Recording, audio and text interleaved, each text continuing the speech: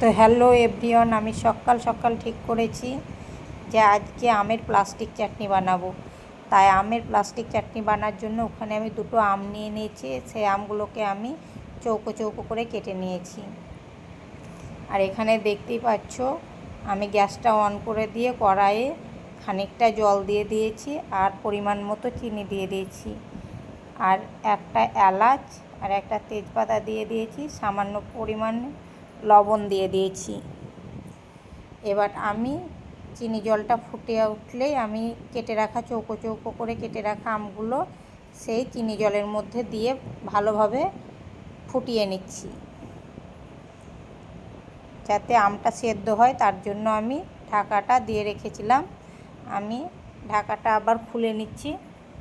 তো দেখো আমগুলো অনেকটাই সেদ্ধ হয়ে গেছে। এবার আমি ওপর থেকে কিছু কিশমিশ ছড়িয়ে দিলাম। কিশমিশটা দিয়ে আরও 2-5 মিনিট ভালোভাবে নেড়ে নিতে হবে যাতে সেরাটা আমের গায়ে ভালোভাবে সেট হয়ে যায়। দেখো এখানে পুরো সেরাটা মরে গেছে। এবার আমি নামিয়ে নিচ্ছি।